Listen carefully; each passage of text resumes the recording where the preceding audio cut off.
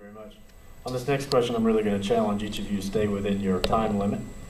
What programs are you willing to cut or suspend to lower federal spending if you are elected? Mr. Cross? I think the first thing we need to do is rein in the stimulus money. It was intended to create jobs. It's had the opposite effect.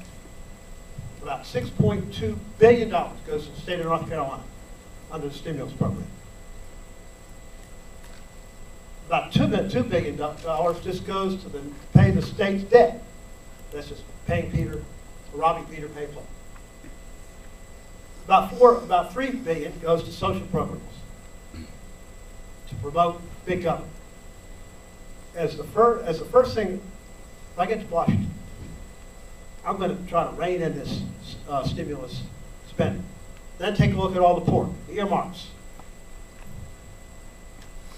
I've got an interesting article when John Locke did a study on the stimulus money in North Carolina. I've got the sheet on it. And it's just criminal the way the federal government has wasted your money and my money on this garbage. So we've got to stop it. And that's one of the first things I'll do as your congressman. Thank you. Mr. Stott? Yeah, I agree. I think the stimulus is probably a very good example of just absolute waste. I mean, they're spending $500,000 to study horned frogs and this and that. What does that do to create jobs? I mean, it essentially does nothing to create jobs or to stimulate the economy. Great example of the cash for clunkers. Visiting a client, went into his garage and said, "Here, I want you to see the new truck that my grandkids bought me." I mean, there's nothing free. We're all paying for it.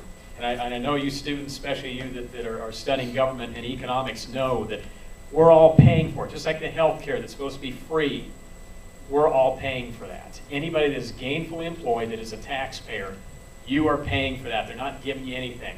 It always reminds me of the lady who said, "Hey, guess what?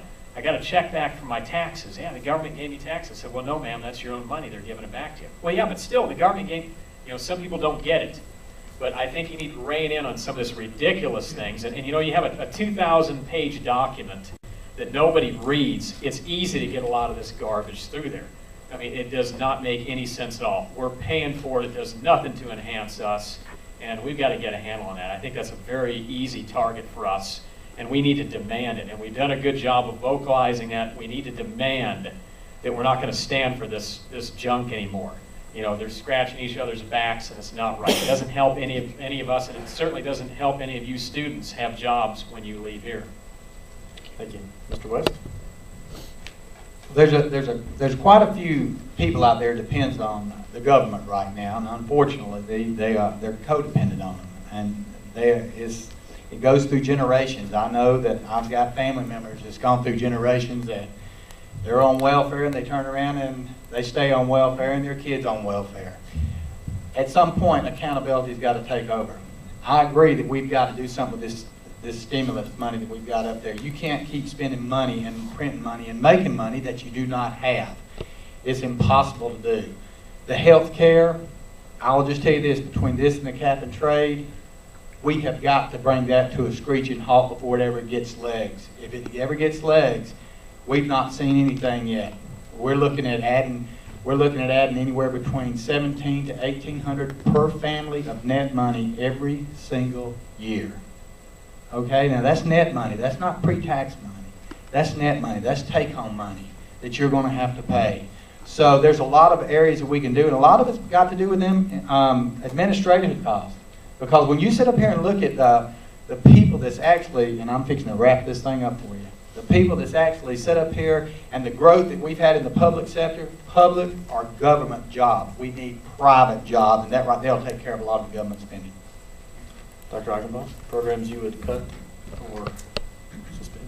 I don't think there's virtually anything that the federal government can do as efficiently or effectively as private industry.